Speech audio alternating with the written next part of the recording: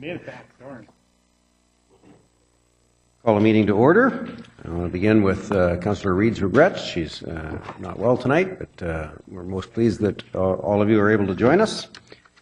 Mr. Clerk. Thank you, Your Worship. First item this evening is the minutes of the regular council meeting held on Monday, April 10th. Recommendation to approve. Moved by Councillor Asmussen, second by Councillor Hodge. All in favour, opposed, carried unanimously. Item 2 concerns the Sports Advisory Committee work plan approval. This item was deferred from the April 10th meeting, and the committee's recommendation is that the 2017 Sports Advisory Committee work plan be approved. Moved by Councillor Hodge, second by Councillor Towner. All in favour, opposed, carried unanimously. Item 3 pertains to the minutes of the Coquitlam River Watershed Roundtable Core Committee meeting held on Wednesday, March 8th. Recommendation to receive. It's moved by Councillor Wilson, second by Councillor Srvs. Councillor Wilson. Thank you. I'm very honored to be the council rep for this committee, and I just wanted to highlight two things that were in the minutes. One, two of our long-term members moved on, Steve Brown from the City of Port Coquitlam and Maurice Coulter-Beauvert from Fisheries and Oceans Canada. And especially Maurice has contributed hundreds and hundreds and hundreds of hours to this committee over the years. He was one of the founders of the committee, and I just wanted to point that out, and hoping that maybe the city can send a letter to both Steve Brown and Maurice Coulter-Beauvert, just thanking them for their time on the committee. And then secondly, just want to highlight that the next community roundtable meeting is June 10th from 9 till 2:30 at the outlet at Lee Square in Port Coquitlam. So that'll be a large public meeting for the public to have input into the Watershed Roundtable. Thank you. Thank you very much. Of course, a great many volunteers from this group and many other groups in our community, along with City of Coquitlam, City of Port Coquitlam, BC Hydro, a wide range of federal and provincial government agencies were involved this past week in the release of some salmon smolts in a really concerted effort to reestablish a sockeye run on a river that 100 years ago had a sockeye run that sustained many of our First Nations communities and was lost with the damming of the river. This group deserves our applause as well, as do the individuals that Councillor Wilson mentioned and many other groups. And so thank you very much for making those comments, and a good opportunity to acknowledge the efforts of so many volunteers, so many people who are pretty passionate about the river, and especially the Coquitlam First Nation for their ongoing vision of reestablishing the sockeye run in the salmon that bears the name of their community, redfish up the river. The motion is to receive. All in favor? Opposed? Carried unanimously.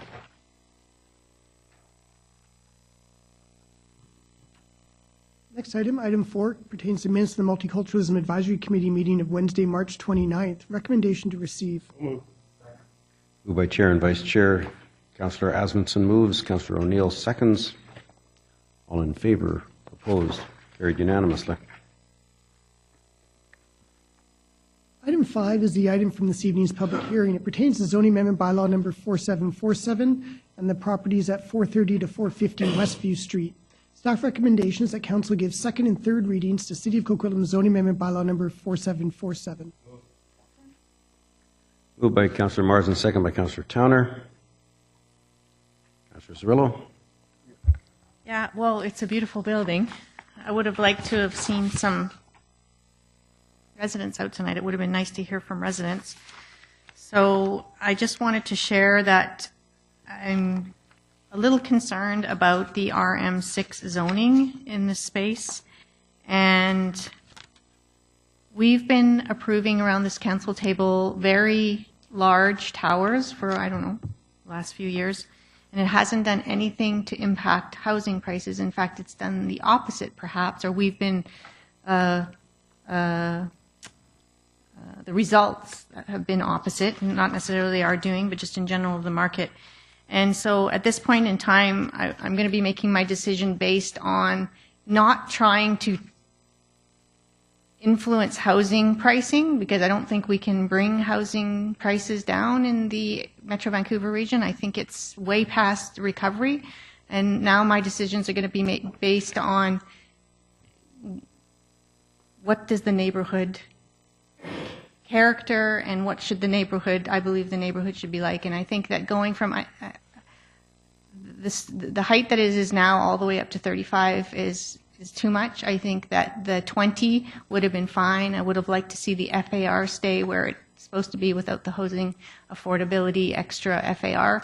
So I just can't, in good conscience, with the housing crisis the way it is, continue to contribute to this false revolution of housing. It used to be that as housing aged, it became cheaper, and that's where people kind of moved through the cycle, and I think we're really creating an unnatural housing market right now, and I'm really sorry that I don't agree with the RM6. There's other options I think I would agree with, but not the RM6. And just for staff, I really am concerned about this smoking, and with marijuana coming up, I think we need to do more, we need to look into that deeply, because more and more people will never own a house. I know in the U.S. before the housing bubble, Bill Clinton wanted everybody to own a house, and that's how we got into the housing bubble, where people were willing to do whatever, or they took advantage of people wanting to own a house, all these lending and predatory lendings. And I really think that rental is coming for the long term, for some people forever, and it has to be livable for the long term. So those are just my comments. I'm only sharing those because I'd like staff to know where I'm coming from. And I apologize to the developer for that I don't feel I can approve this, because it just happens to be the timing that you came forward. But it is a very beautiful building, and I want to thank you for that. Councillor Wilson. Thank you. I just want to thank the developer for a really solid, what seems to be responsible relocation plan for the residents. Hope some of them can take advantage of the 12-month credit of rent in terms of trying to purchase a unit. And we're really looking forward to having 200 new rental units in the city. So thank you very much. For our staff, I'm really hoping that in the future we can work even harder with some partners to try to incorporate some below market rental units in some of these market rental buildings that are coming on stream. But in this case, it wasn't done, but hopefully in the future we can get some of that done. Thank you. Councillor Asmundson. I like this project. I think the developer has done a very good job of putting together a project, I think, that meets the needs of the people in the area. I also think it's very important to note that we're gaining another 100 market rental units. And that's one of the areas that we are been pushing and trying to get more increase in market. And so for that, I think this is a good sign for this development here. Rentals, market rentals, the more we have them, will hopefully bring down rental pricing for people moving into rentals and living in rentals in longer term. So for that fact, and I don't have a problem, I think 35 stories in this day's world of high-rise is not a huge high-rise, and to have a 22 market rental building with 100, 200 units, I think is a definite benefit to the city in our areas for this development. I also think it fits. When you look to the west of it, you have a shopping mall area that is going to be developed in the future in this area. Character of neighborhoods change on an ongoing basis. Life changes, needs change, the desires of people, where to live change. And if we don't increase the supply of housing, whether it's market rental or condominiums for people, then we'll be driving prices up even further for both market or market rental. So I think this project fits, and I think the public, there was not one person here at this public hearing to speak against it, speaks volumes to me. We had some emails, and they were around the rental relocation, what is going to happen to the rental people, and the developers addressed that and to some of my questions today satisfactorily. So I think the public has said very clear that they think this is going to be a benefit to the neighborhood and it's going to fit the neighborhood, or else there would have been a lot of people coming out here. So I will move this forward. Thank you. Thank you. Councillor Marsden. Thanks. A lot of nice things on this project, so I want to thank everyone for working to bring this forward. I think it looks good. To see a net increase of 100 rental units, I think that is something that we absolutely need. Will the anticipated market be higher on these than an almost 40-year-old building? Absolutely it will. But that's just the changing environment that we've got. So I will agree with Councillor Wilson's comments that message to staff.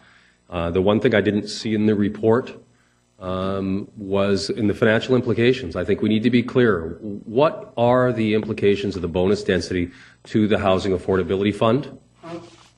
I think by very clearly drawing that out in the report, in the recommendations, that will draw the flag to say, you know what, here's some funds that perhaps could be redirected within this project to bring some below market housing as a component of this. I don't think there's anybody around this table that is going to say they're not going to consider that. I think we've seen the message from council. I think it's unanimous that we want to see the opportunities. So I'd really encourage you on the reports to bring that information forward. Again, it's a matter of going to the developers in the marketplace and saying, we're open for this, and here's how we're willing to help play in this space. So I'd really encourage you to do that. Councillor Wilson and I commented on it when we read through it, the fact that there was no request for parking reductions. And to me, when I looked at some of the emails we had from residents, it was concerned about parking in the area. Well, this is saying we're going to fit within the rules for parking. So again, another good positive here. So the last item, I know Councillor Reid is not here tonight, but she talks about having these iconic buildings, doesn't want these boring looking square or rectangular buildings, and this is not that. So to the architects, I think there's some nice design lines here. I think the use of the curvature and some of the other aspects are quite attractive for other architects that might be watching along. I think this is the type of stuff that we want to see. Get beyond just the mundane. So I will absolutely, I'm happy to move this one forward. I'm happy to recommend it, and I look forward to seeing this one come to fruition. And again, I'll echo Councillor Wilson's comments with regards to the relocation strategy. I'm really happy to see that, and encourage you to work with the residents to transition as smoothly as possible for them. Thanks. Thank you. Councillor Towner. Thank you.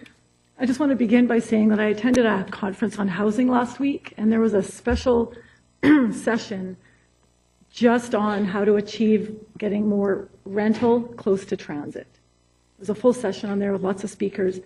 We need more rental in our region, and we need more rental near transit.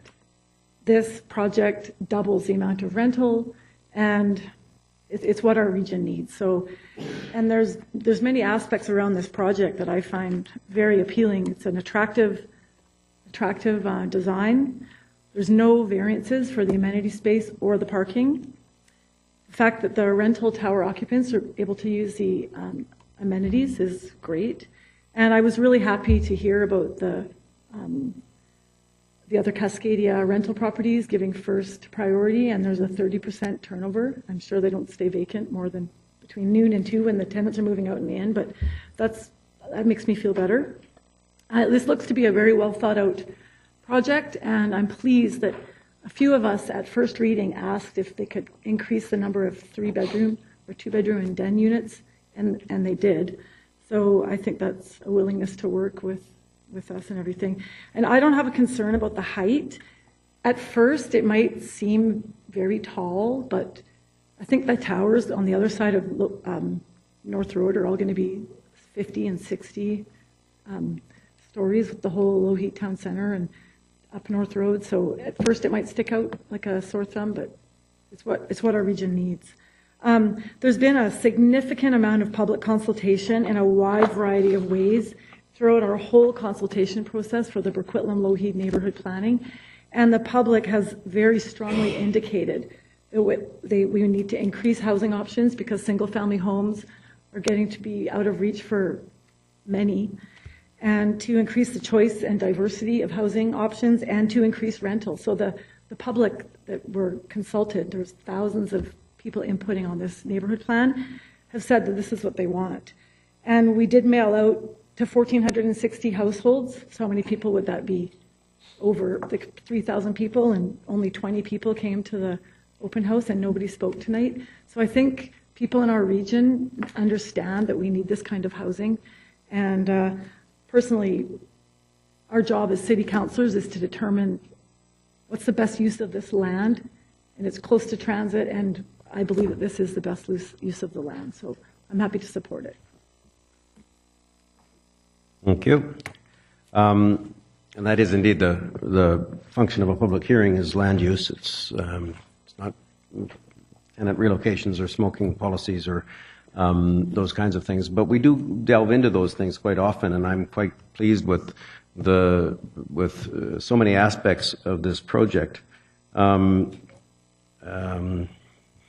has built and owned and operated an awful lot of rental in our community for many, many, many years.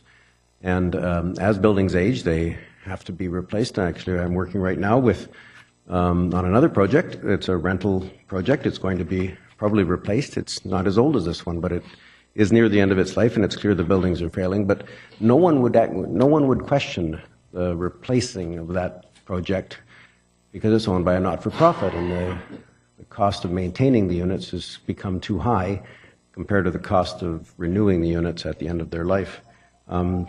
And we should be, please hold my calls, we should be contemplating that at the end of the life of particularly this one, a rental building, purpose-built rental, it's been rental all its life, and if this were a strip mall that they were going to tear down and build a rental building, we wouldn't say, what are you going to do with the tenants, or how are we going to manage these things? We wouldn't try to penalize the landlord that built it.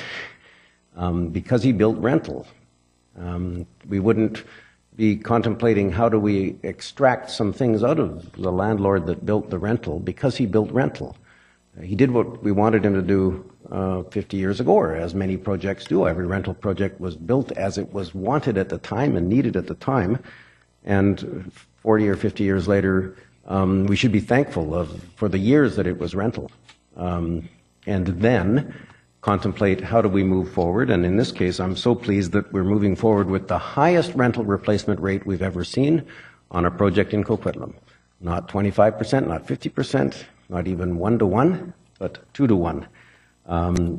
That's amazing and wonderful, and I thank the Cttee Corporation, the Cttee company for that. In the end, supply is the main response to house prices, to prices of anything. You can reduce the demand or you can increase the supply. We have a small bit role in Lower Mainland to play there. Perhaps we can supply 5%, maybe even 7% of the total amount of housing stock that's needed. And if we supply, instead of 7%, 8%, we're not going to see house prices go down.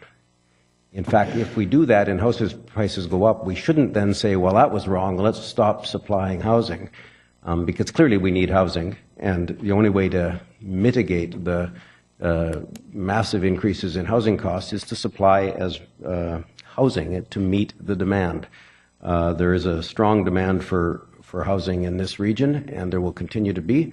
And we, as a council, should be trying to foster the creation of this kind of diverse housing product and a wide range of diverse housing products. The results of our work in high towers has not been the opposite of what we were trying to do. The result was to mitigate. I believe it did mitigate to some degree the price increases the region has seen. But there's no question that those efforts by our municipality and others have been overwhelmed by a housing demand that was stronger than the supply that was able to be put forward. This project, though, has to stand on its own. Is this the right land use? It's a few hundred meters from a SkyTrain station. It's in an area that we have designated for high-density residential. It's in an area that really should be high-density residential, and in fact, the zone isn't changing that much. I made that comment at the beginning that that this is almost a small change from what we've seen, and certainly what the neighborhood has around it. I believe that and I'll agree with the comments about the architectural design. I believe this will be a real contribution to the neighborhood. We did receive a couple of emails that said we shouldn't be allowing anyone to tear down a 40-year-old rental building and replace it. I can't disagree more. I think we need to find ways like this to renew that product. I wish there were rental buildings built, though, in the 80s and 90s and that would now be 20 years old. We don't have any 20-year-old rental housing very much, except maybe one Cressy building, actually, oddly enough. But because this region didn't produce very much rental housing at all for 20 years, and so we have to get back into producing rental housing. We have to incent it where possible, where necessary, and we noticed that this one didn't ask for any parking relaxations as incentive. And I take my hat off to the team that put this together. I think it looks like a great project, and I'll be supportive of it. Seeing no other speakers, the question is second and third reading. All in favor? Opposed? Councillor Zarrillo was opposed. The motion carries.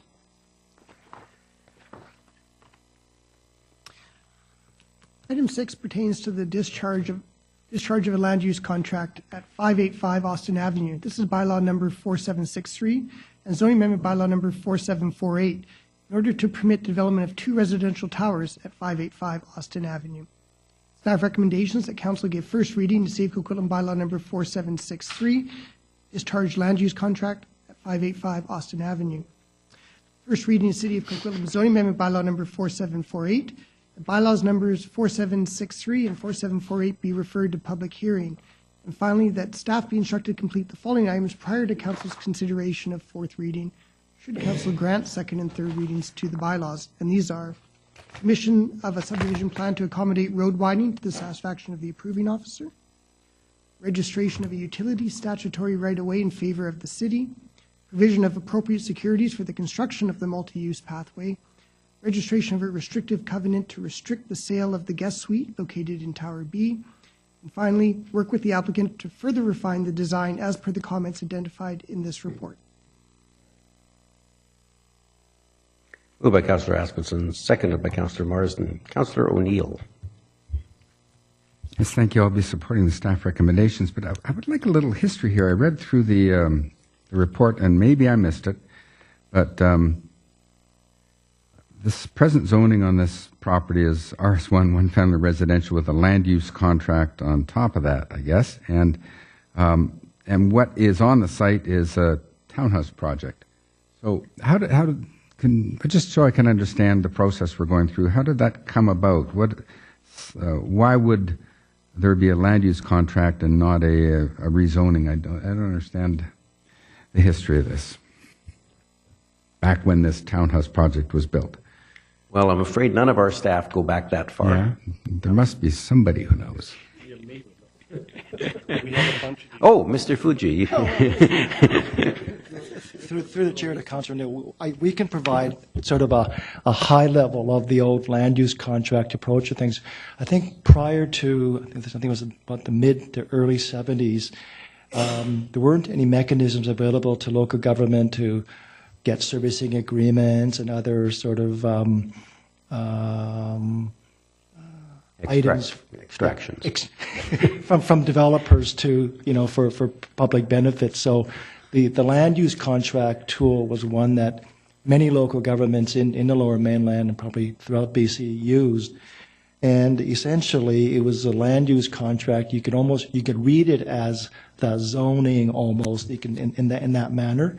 But also it would have dealt with, some servicing, finance upgrades, and other sorts of things which the developer of the day probably negotiated with the city and vice versa to achieve. So, it is the land use contract, which is the underlying land use regulations.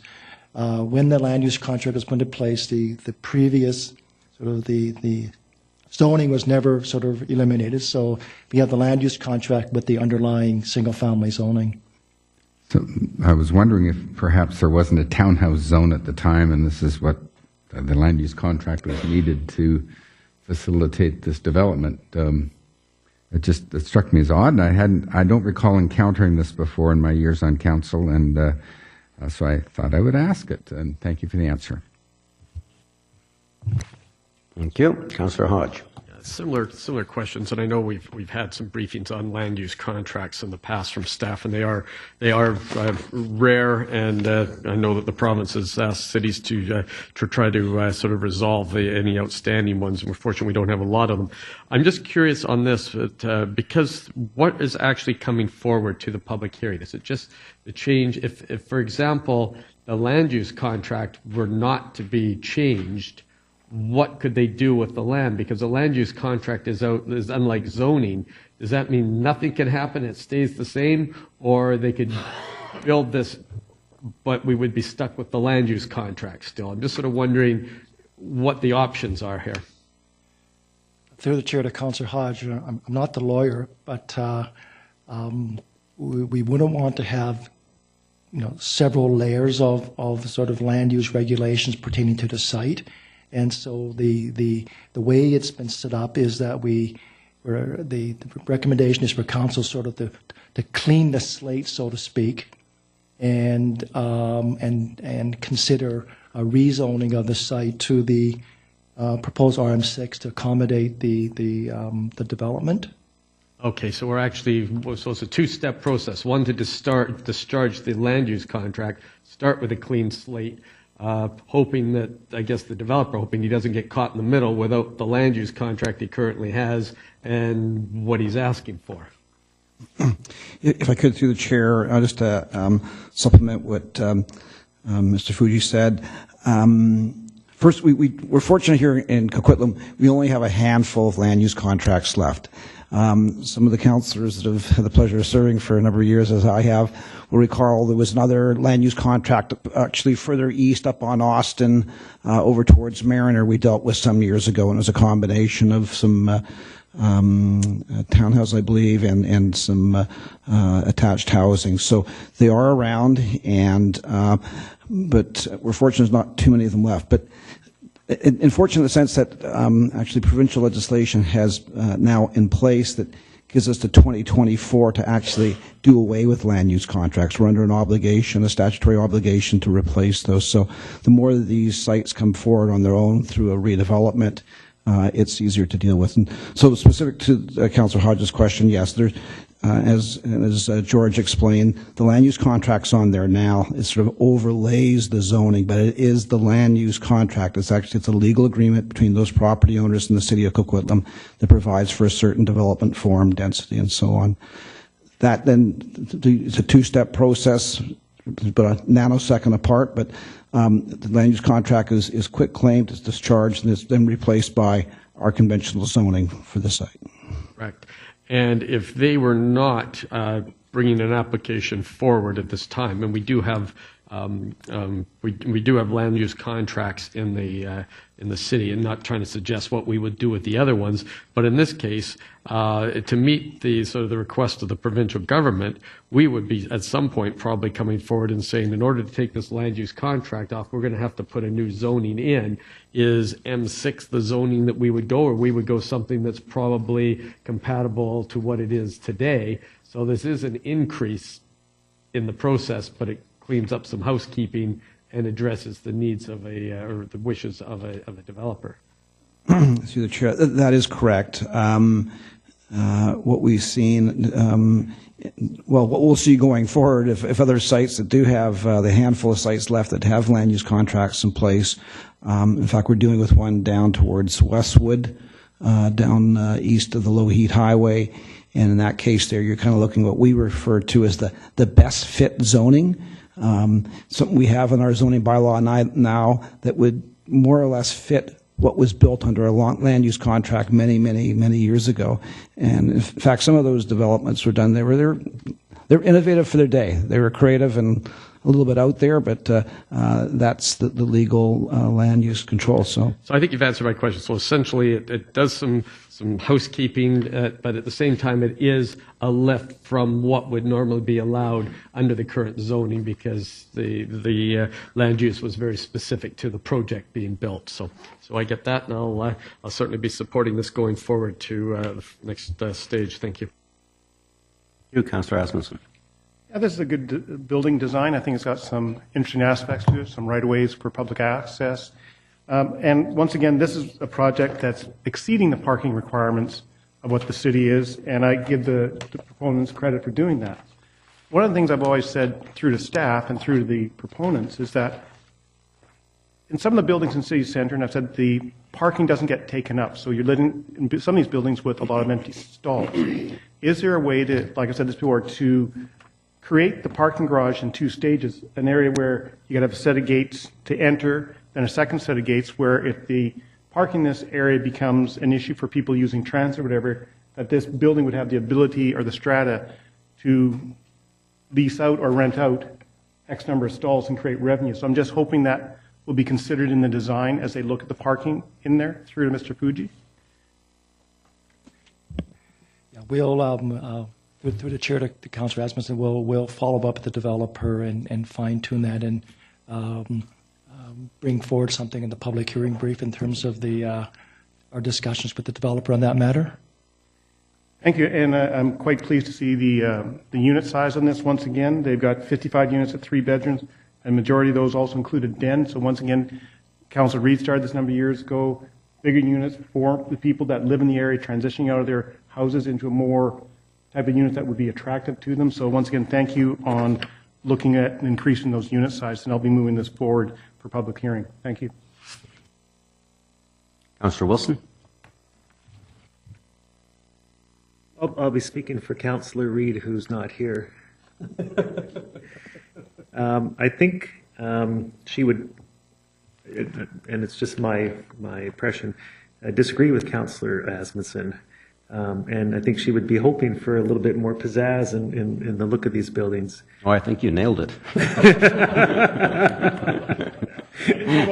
Well, I agree with Councillor Asmussen about the size of the units, and he said they were good-looking buildings. You did at the opening comments.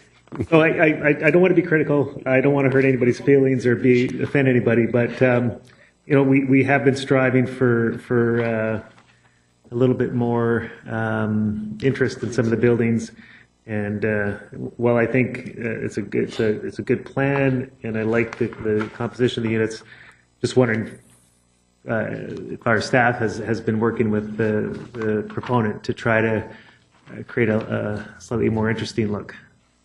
I know this is not necessarily the time to be discussing this, but I know Councillor Reid would have brought it up. Mr. Fuji, do you have a response to Councillor Reid? Just say that. threw me off there for a second. We have worked with the applicant to, to get the building design to where it is today, and we can continue to work with them to perhaps get a bit more pizzazz. So we'll through the detailed development permit stage. Thank you. I really appreciate the fact that there's that number of 3-bedroom units to compensate for the loss of the 58 townhouse units. I like the electrical vehicle charging stations. I like the fact that there's so much parking. So there's a lot of great things going for it. So I appreciate that. Thank you. Thank you. Councillor Zerillo. I had a few questions. The one is on page 6 about the gym. I'm just wondering what size of a gym it is, and the reason I'm asking is we have a lot of need for gym space in Coquitlam, and I'm just wondering if it's big enough for pickleball or some volleyball, or if it would be big enough to rent out to a city for city programs. I assume this is a workout space, but I don't... So it's not a gymnasium, it's an actual Mr. Fuji. The space, the amenity building has an area for your gym and a lounge with a kitchen, and that total area is 3,800 square feet. I don't have the breakdown relative to the gym relative to those other spaces, but we can provide that in the public hearing brief. Okay, that'd be great. If it's a workout room, let me know. Like if it's actually got workout mechanical gear in there, let me know. I just read it as being like standing empty gym space. What is the age of the current buildings that are on there? It might be in the report and I just didn't see it. Actually, I looked for that too, because I remember them being built, but that doesn't mean much. Through the chair to Councillor Cirillo, I believe that the building goes back to the early to mid 1970s. Okay. Yeah. 1976. Councillor Tanner says 1976, page 8. Look at that. And I see on page 6 that it does talk about the largest unit being 1,847 square feet. I assume that's the 3-bedroom plus the den. The 3-bedroom plus the den would be the largest one at 1,847. Mr. Fuji. That's correct, Councillor Cirillo. Okay, great. Okay, so since I've been elected on council, I've been asking about who are the people that live in the houses that we either rezone or build or whatever. And I'm always told that the builders and the developers don't want to share that information. And I remember when we started building Coquitlam, I've asked developers standing here in the room if they would share the information about who's buying. It doesn't have to be named or anything like that, but I'd like an understanding of the percentage of people that are buying to live in it, the percentage of people that are buying it to rent it out, what the family composition is, and we've had agreement from developers in this room that said, yes, we would share that information with the city. And I would love to be able to start approving zoning applications, knowing that the things that we're building, that people are living in them. So I know some of my colleagues, we don't have the actual information. I know that there are towers in downtown Coquitlam that are significantly empty. And I want to understand that in a better way. And the reason that I'm bringing it up tonight is I remember being in this chair like 3 years ago, and a tower was being rezoned over in Coquitlam. And I said, well, I want to know what school they're going to go to, because they got across North Road. And I was told by one of my colleagues on this table that kids don't live in towers, only babies. And that when kids go to school, their parents are no longer in condo towers. And I mean, that's just not true in the matter of 3 years. So I'm really, really wondering if we can get, as a council, some data about how many of these towers that we're building are for primary home, how many of them are investments for rental, how many of them are investments for empty, and how many of them are investments for secondary homes. Now, I know that might be difficult, and I want to understand, are there really families in here? Are they really families with kids that need to go to school, kids that need park space, kids that need to have places to ride their bike? Or is it just family, these singles and doubles with dogs? Like, I really want to know who's living in these things. Is that a possibility? Mr. Fuji. Through the chair to Councillor Cirillo, I'm sure that perhaps not. We can work with this particular developers and others to get, say, some typical profiles of units that these developers and others have sort of sold in the past, and what they found are say a relative estimated percentage of those folks who have purchased to actually live there. Folks who've purchased units as investments, that sort of high-level data, we can see what we can do working with the developer to get some data along that lines. That would be so awesome. That would be great. And I know we're now starting to say, we don't want the 30-day rentals in, but this is a real problem. There are furnished 30-day less rentals in this community that are blocking people from getting into homes. So I would love that information if we could get it. Maybe it's not possible for this one, but I think I would like to start diving deeper. Thank you so much. Thank you. Actually, and I might be wrong, but I looked this up on the weekend, and I think there's a 30-day or less, there's a apartment rental in the building as it exists now, the one that's being replaced. And they do exist all the way through. In this case, we have willing seller, willing buyer, so we're replacing older units with new units, and both of them were, the old units were strata and the new units will be strata. So this is actually the first one that we'll see, and I suspect we'll see many more, that took advantage of the province's change of rule.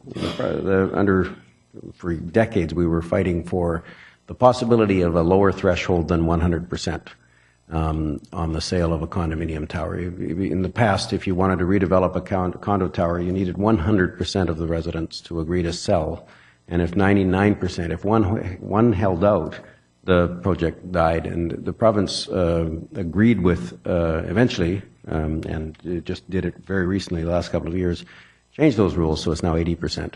And after 80%, any holdouts can still apply to court, and there can still be a process to protect people's rights. But in the end, the default is typically at allowing it to go through. And therefore, and actually I think it was Glenn, I can't think of the name of it, but in Burnaby, a leaky condo project that tested that 100% threshold years ago, because it was going to be enormously expensive to repair this, and a developer came along and offered to buy them out, and in the end theybody signed on and the project was replaced. Here we have a similar reality in that it's an older building, and there's some unique stuff here. The land use contract is somewhat unique in that is, we used to treat it as a form of zoning. You would get a designation in the OCP, and then you would either zone or lock, and the land use contract was a zone. You could design your own custom zone, if you will, using a land use contract, and there's a lot of projects that did that in that era. So this one is both a land use contract and a strata, and they're both taking advantage of a change of the way those things are dealt with provincially, and therefore dealt with for us. And I think it benefits our community in that it allows aging projects to be replaced where everybody wins. The existing owners are able to realize their investment, and the project gets replaced, and in this case, hundreds of units of housing get built in our community. So I think it's win-win-win. I will be supporting this project, and look forward to public hearing. Councillor Towner. Thank you. I don't want to repeat what's already been said, but I was really happy to read that 3/4 of the units will be 2 bedrooms or longer, and that 55 will be 3 bedrooms plus a den. I think that's amazing. In just the 2+ years that I've been on council, single-family home ownership is more and more out of reach for average families, or for a lot of families. So to Councillor Zarillo's point that a lot of people with children weren't living in condos, I think because before they were mostly 1-bedroom or 2-bedroom condos. But now we're paying more attention to the cost of home ownership or single-family home ownership. And now that we're approving projects that can accommodate a family, I think this is a wonderful spot for market rental or market condos. Brookmere Park is going to be redeveloped with some really nice amenities. You can walk up through the park and get to Roy Stibbs Elementary, close to transit, close to the mall, close to Blue Mountain Park and Austin Heights. So I think it's a really nice development, and I'm happy to support it and move it along. I think we'll see more families in developments like this. Thank you. Other speakers? The question is a multi-part staff recommendation. All in favor? Opposed? Carried unanimously. I'll get on with it. It's been a long. Item 7 pertains to zoning amendment bylaw number 4756 for a proposed subdivision at 935 Edgar Avenue.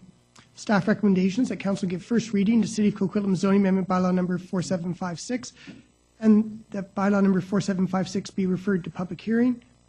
And 2, that staff be instructed to complete the following item prior to council's consideration of fourth reading, should council ultimately grant second and third readings to the bylaw, and that is submission of a subdivision plan to the satisfaction of the approving officer. Moved by Councillor Tanner, second by Councillor Marsden. Councillor O'Neill.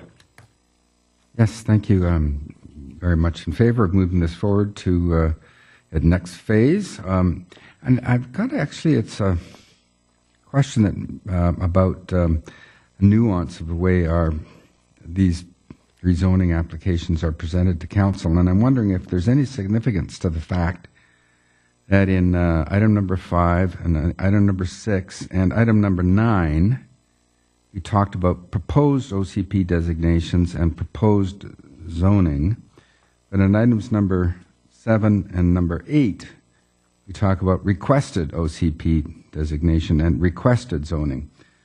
Is that just a matter of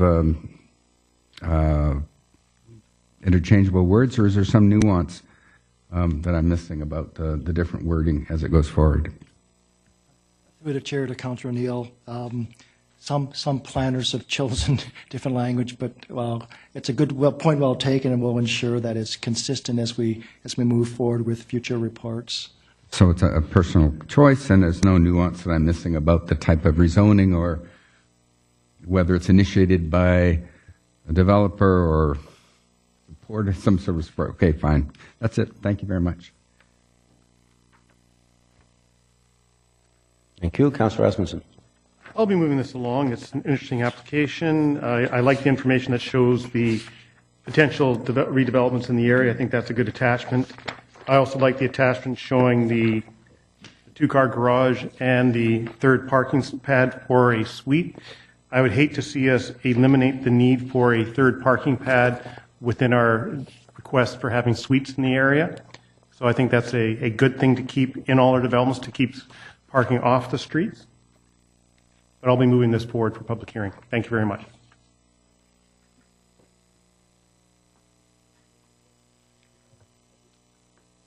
I gather the rest of us will have to follow suit. That's right. Yes. Okay. Together, the vote will be as to whether all of us move this forward to public hearing. Motion is first reading and a public hearing. All in favor? Opposed? Carried unanimously. Thank you, Brent, for moving that forward. You're welcome. Anytime. Item 8 pertains to zoning amendment bylaw number 4757 and the property at 3482 Baycrest Avenue and the properties at 1230 and 1250 Mitchell Street. Staff recommendations that council give first reading to City of Coquitlam zoning amendment bylaw number 4757. The bylaw number 4757 be referred to public hearing. And that staff be instructed to complete the following item should council ultimately grant second and third readings and prior to fourth reading, and that is submission of a subdivision plan to the satisfaction of the approving officer. Moved by Councillor O'Neill, second by Councillor Zerillo, I think. All in favor? Opposed? Carried unanimously. Item 9 is an official community plan amendment bylaw, and the bylaw number is 4759, and a zoning amendment bylaw number 4758 pertaining to the property at 444 Karp Court. My apologies. Staff recommendations that council give first reading to City of Coquitlam citywide official community plan amendment bylaw number 4759. First reading to City of Coquitlam zoning amendment bylaw number 4758. That council, in accordance with the Local Government Act, consider bylaw number 4758 in conjunction with the City of Coquitlam's 2017 5-year financial plan bylaw, which is 4706, and the Regional Solid Waste Management Plan. The bylaws number 4759 and 4758 be referred to public hearing. And finally, the staff be instructed to complete the following item prior to council's consideration of fourth reading, should council ultimately grant second and third readings to these bylaws, and that is submission of a subdivision plan to the satisfaction of the approving officer. Moved by Councillor Asmundson, second by Councillor Zerillo. I would note that the granting of second and third reading, should it happen, wouldn't ultimately happen. The granting of fourth reading would be the ultimate one, but who am I to say? It's about not prejudging council's will. I know. Ultimately, yes. That's what it's about. Yeah. Councillor Towner. Thank you. I just have a question. These lots are relatively large compared to the 370 square meters, but they look so large because a lot of it's in the ravine.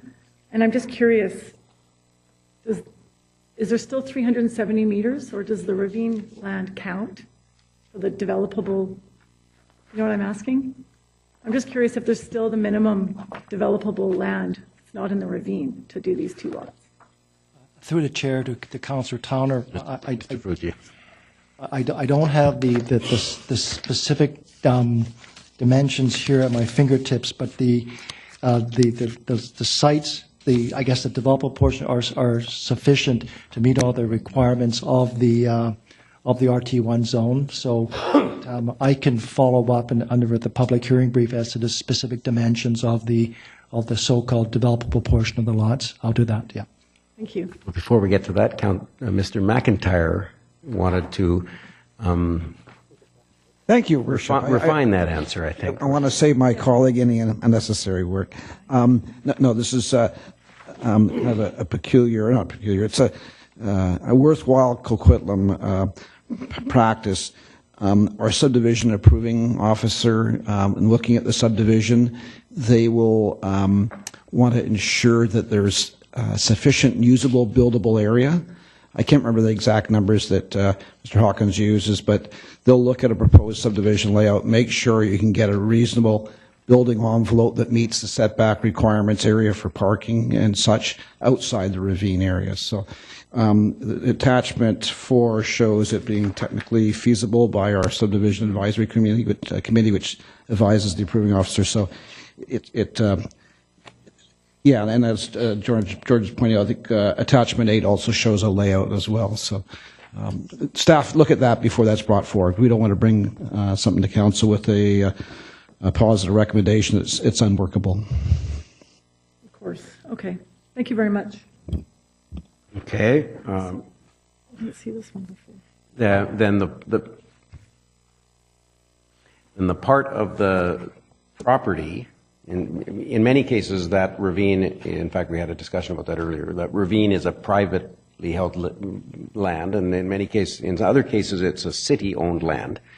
But the land that's in the ravine counts toward the 370, or can count toward the 370. It doesn't necessarily on this property, but in the rules, the land, even if it's underwater, could count toward the 370?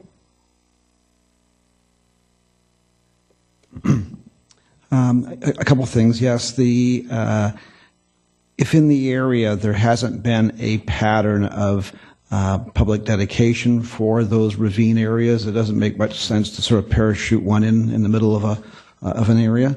There's discussion earlier this afternoon around this too. So it's in those instances where the SPIA, the Stream Side Protection Enhancement Area, would be identified through the riparian areas regulation assessment.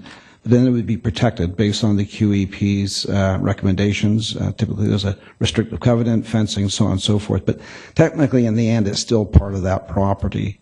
That lot area contains it, unless it's being dedicated to the city. But again, we want to make sure there's sufficient area outside the SPIA that's buildable and usable. Does that answer your response, Your Worship?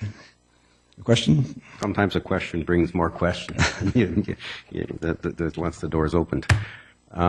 Anyway, this is only first reading, so any further discussion? The question is first reading in a public hearing, at which point we may have more questions. All in favor? Opposed? Carried unanimously.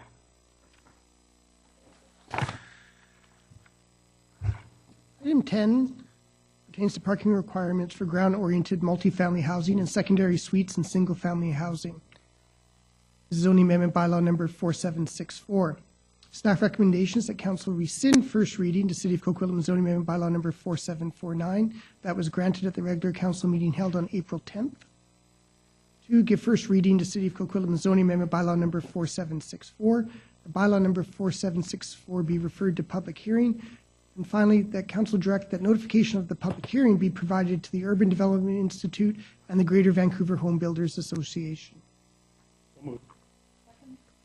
Moved by Councillor Asmussen, second by Councillor Towner. Councillor O'Neill.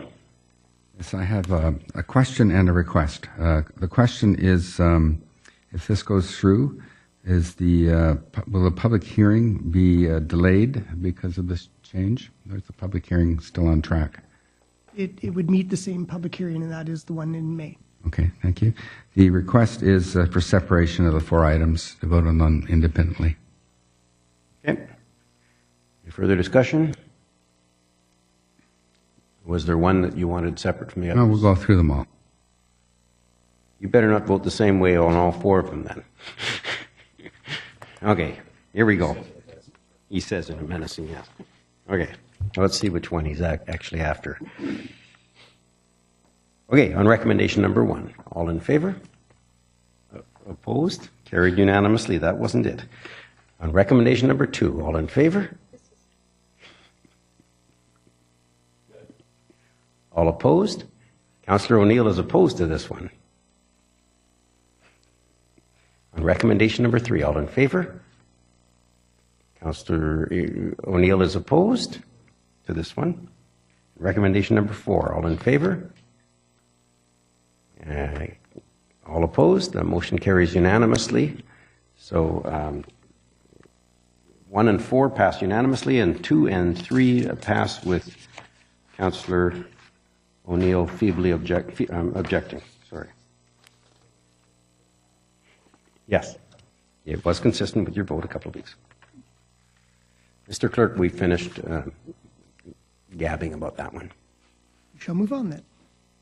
Next item, item 11, pertains to the City of Port Moody notice of public hearing for Coronation Park Neighborhood Plan Official Community Plan Amendment. Staff recommendations that council provide the following written response to the City of Port Moody's notice of public hearing for Coronation Park Neighborhood Plan Official Community Plan Amendment. 2, that City of Coquitlam supports the principles of transit-oriented development being applied to the Coronation Park neighborhood of Port Moody. And B, that the City of Coquitlam agrees that a new road connection to the Barnett Highway will be necessary as part of redevelopment in this area, and that its alignment and timing of construction must be determined prior to consideration of any rezoning applications in the Coronation Park neighborhood.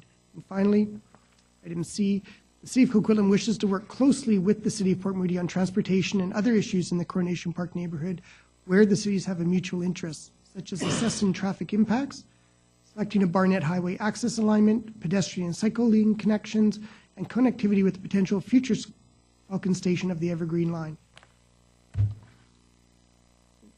Oh, there's one more. That the report. Yeah, he paused at that point, but he was catching his breath. It was a long list of recommendations. All of them have been. It's like a accumulation of. 2, that the report of the General Manager, Planning and Development dated April 18th, entitled City of Port Moody Notice of Public Hearing for Coronation Park Neighborhood Plan Official Community Plan Amendment, be included in Council's response to the City of Port Moody. Moved by Councillor Mars and seconded by Councillor Towner. Councillor O'Neill. Oh, hi. Thank you very much. Good. Here I am again. So I'm just wondering about the part of this where the Port Moody has identified a potential need for a connection between, I guess it was extending Balmoral straight down to connect to the Barnett Highway. And by the way, I wonder when we'll lose the definitive article there and just make it Barnett Highway. Does that... Thank you for raising the issue. At the corner of the Barnett Highway and the Lougheed Highway. I don't know. Anyway. So Barnett Highway, will this preclude any thought of a connection that's further to the east and running through totally on Coquitlam land? I mean, I think in terms of us brainstorming about what might happen in the future, nobody really knew where everybody thought that a connection, some sort of connection would be needed into the Barnett Highway area, and but now that Port Moody is sort of recognizing the potential for Balmoral, does that mean that that's likely it, or do we still have a thought of going something further to the east, even extending east? What's the thinking there among our staff? Does anyone have the answer? Carl, Mr. Johansson. Yes, through the chair to Councillor O'Neill. I would say first off that the concept of extending Balmoral to the Barnett Highway, either directly south or slightly to the east and to the southeast, still provides an opportunity to get into the neighborhood from Barnett for traffic going westbound. In terms of Runnel, making the connection up to Balmoral, there's, as we all know, there's an escarpment there of about 30 or so feet. That is a little bit of a difficult grade to get up, and but it would be something that would be looked at as part of the city center area plan, whether it's a vehicular or pedestrian or other connection. But there wouldn't be need for two connections, would there? Would there be, if Port Moody does build one straight south, going south out of Balmoral, if that's the Port Moody's connection, does Coquitlam need a connection of its own as well? Through your worship, my understanding is that there is likely no need for two connections at that vicinity. And in discussions with Port Moody staff, we are still looking at a number of options. There are pros and cons for either one of them. As Mr. Johnson mentioned, as you go towards east, the elevation difference between the subject area and Barnett Highway becomes larger and larger. And with that, likely the cost of a structure would be more. On the other hand, if you go towards to the west, you are getting closer and closer to a very busy intersection, and that certainly has some components which are very, very difficult to absorb. So unfortunately, there is no clear answer at this point. We are very aware of the pros and cons, and will continue working with the City of Port Moody staff. Thank you very much. Thank you. Councillor Towner. Thank you. I have a question. So to what extent will we be able to work with Port Moody to coordinate the provision of park amenities in this neighborhood? It jumped out at me on attachment 4 in the Port Moody's proposed land use concept. They wrote a park and open space, new 1-acre park to provide recreational opportunities for Port Moody residents. And then right next to that, it shows that Coquitlam is anticipating developing a park in the old Coronation Park elementary space. And I'm not suggesting that we add the words for recreational opportunities for Coquitlam residents. There's a municipal boundary that goes right through this neighborhood, and it's always been invisible. And I'm hoping that we can work together to make sure that it remains invisible for the residents. Yes, through, Mr. Johansson. Through the mayor to Councillor Towner. The proposal for Coronation Park involves quite an increase in density to what's there now. And Port Moody is proposing the inclusion of a small park for that area. Historically, the Coronation Park former school site served as a recreational amenity for the area as well. And it would be expected that as the planning goes forward for the city center area plan and that area gets looked at, that there will need to be some park space there as well. There will be the two parks. Yes. We can work together with Port Moody to make sure the amenities are not doubled up or they offset each other, that kind of thing. My sense is that through the area plan process that there would be communication with Port Moody on that, but maybe something that Jim want to comment on or parks. If I could, Your Worship, actually, I was pleased to see in the material from Port Moody the acknowledgement of a park on that side, because that's one thing I think there's been some preliminary discussion around. I think traditionally the school site's been the ad hoc park for that neighborhood that it goes across municipal boundaries. So I think it's to Port Moody's credit that they acknowledge there's a fair amount of redevelopment they're envisioning on the Port Moody side, if you will, of the Coronation Park neighborhood. And with density of that nature, you need the amenities. You need the green space. You need the pedestrian connections. They're talking about, I think, a pedestrian overpass, perhaps, into their city center area. So I think it's encouraging to see they acknowledge that, so it's there. And that would be the sort of thing where, much is the same way with the roads that Joseph was talking about, the need for that close communication and collaboration ultimately around a road solution. Similarly for the parks and open space, that's where I would see our colleagues in Parks, Rec, and Culture getting brought into those discussions too. So what's the area on the Port Moody side? Is there an opportunity to have it closer to it, where we may envision park and green space on the Coquitlam side? What design, development, amenities, and how could that be looked at together? Okay. Thank you. Thank you. No other comments? Oh. Okay, Councillor Zerilla. Yeah, on the point C on the recommendation, it talks about the future Falcon Station, and I'm just wondering if that's a residual or if that's really happening.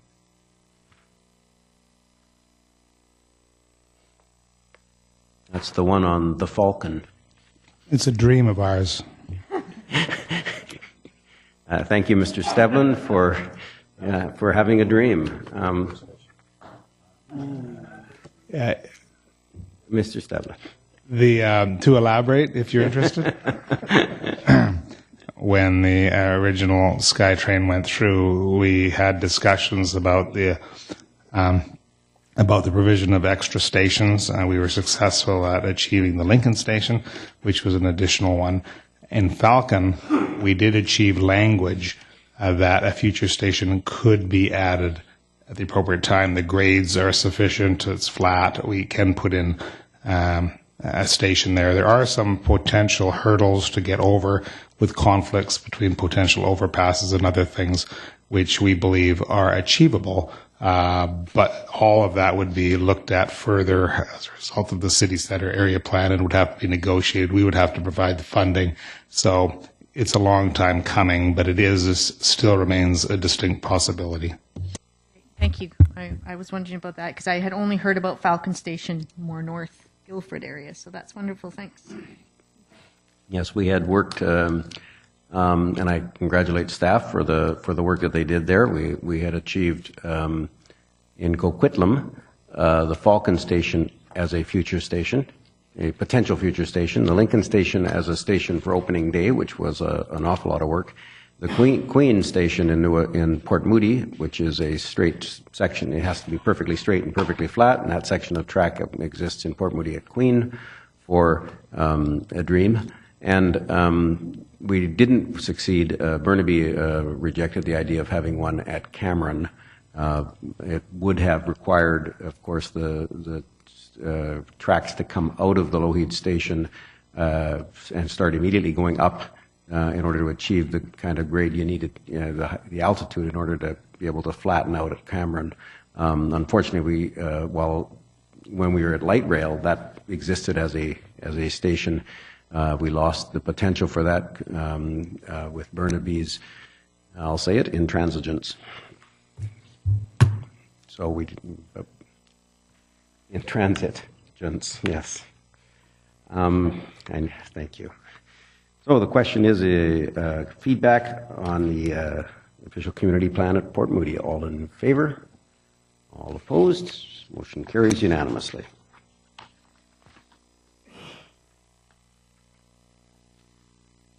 Item 12 is the report of the General Manager of Finance and Technology, and it pertains to the 2017 Annual Tax Rates Bylaw, which is 4755. Staff recommendation is that Council give first, second, and third readings to the 2017 Annual Tax Rates Bylaw number 4755. That was moved by Councillor O'Neill, seconded by Councillor Towner. I'm going to look to, do we have any staff comments on this one? We did have a staff comment coming up here. Good evening, Your Worship and members of Council. The tax rate bylaw before you this evening is the final step in the implementation of the 2017 financial plan that Council endorsed last December 12th. This bylaw provides our authority to collect the revenues required to fund the expenditures approved as part of that budget. The rates in the bylaw are applied to the property values established by the BC Assessment Authority in order to calculate each property's share of the costs to provide the city services such as roads, parks, police, fire protection, sewage and drainage. The property tax bill that owners will receive in late May will also include amounts for school taxes, TransLink and other regional levies. As I mentioned in my report, for a home with an average assessed value of $912,600, the city's portion of the bill will be approximately $3,139. And on top of that, we will be collecting for other government agencies an approximate amount of $1,450 for a total bill of $4,590. Those are estimates. This, at the time of writing this report, we still don't have some of those exact amounts. In order to assist with the reducing the property taxes that homeowners pay on their principal residence, the province provides a homeowner grant which reduces the overall bill.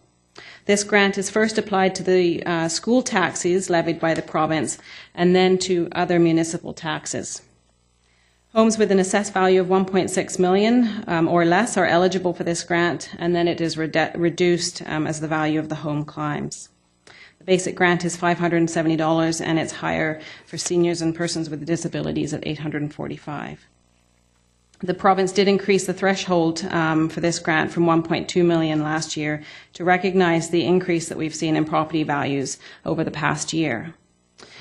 My recommendation is that Council give first, second, and third reading to the annual tax rates bylaw. Thank you. And of course, we have that on the floor, moved and seconded. Councillor Zerillo. With the understanding that this isn't the fourth reading of the bylaw, I'm just wondering, is this the time where Council approves salary increases for themselves? No. This is a bylaw to enact a previous decision of Council. Okay, but when the previous decision of Council came, I was told that that wasn't the time to talk about salaries. The time to talk about the salaries was when the bylaw came to the floor. So I'm just trying to understand if this is the time to talk about the Council taking their salary increase, and you're saying no. So when? No. What we have traditionally done with that issue is wait until union negotiations are completed, and then that issue is dealt with subsequently. The amount is inconsequential in relation to the error bars on this kind of calculation, so it is not the time to deal with that now. Traditionally, Council has always dealt with that after union negotiations are finished. Okay, and then what happens, because QP negotiations don't happen every year, right? Is that correct? So Council would get retro, like if there is a QP increase, that's every, let's just make up a number, 2% every year. Does that mean that Council gets retroactive if they accept that? And when would, I guess I'm trying to understand, when do I come forward with it? Council turns its mind to that after union negotiations are complete, and they make a policy decision at that time. There are policy decisions already made, but the actual decision is done at that point. I don't know if John has any further update on that. Through the chair, just to reiterate what the city manager said, the decision point will be when the union negotiations are complete. A decision will come forward for Council at that time whether the settlement amounts get extended to Council or not. So that's a Council decision. And that's separate from the tax rate bylaw, because I've been sitting at this Council table twice where it's been brought as a motion during the bylaw time. So you're saying that bylaw time is not the time? No, this is a time when Council enacts the tax rates in order to collect the money you approved as part of the 2017 budget. So this operationalizes Council's budget for this year. Totally get that, but so we're getting paid the same thing we got paid. The operating budget for council salary is the same this year, is going to be the same for this 2017 tax rate as it was last year, correct? Well, the tax rate, it doesn't set our. No, it doesn't, but the taxes that need to be collected, our salaries are in the tax, the overall number of tax that needs to be collected, our salaries are in there. So our salaries are in there based on this year's 2016. Yep, so is the dog licensing fee in there too. I mean, without getting into too much specifics in a public meeting, we always make assumptions about, we build in actual salaries, but we also make assumptions about what future increases in wages may be. That applies across the corporation. Okay, so Mr. the single Dumont, biggest piece Mr. of our Dumont, budget. Mr. Dumont is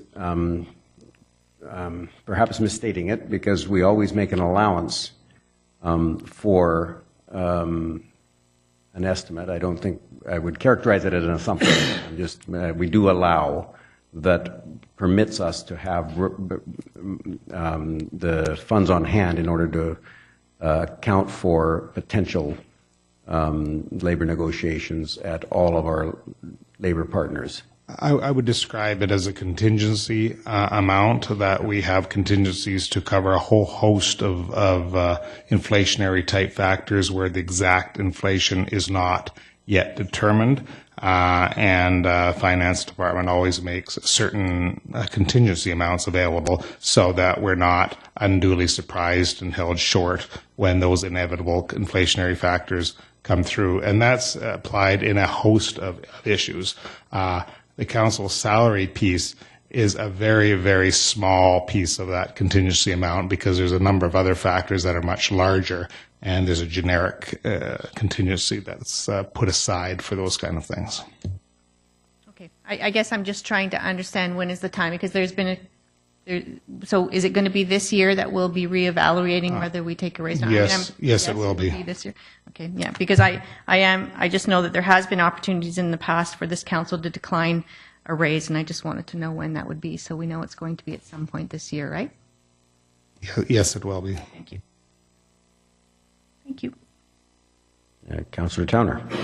Thank you. I just want to take a moment to acknowledge and congratulate Ms. Hunt on her first report to council in your new role.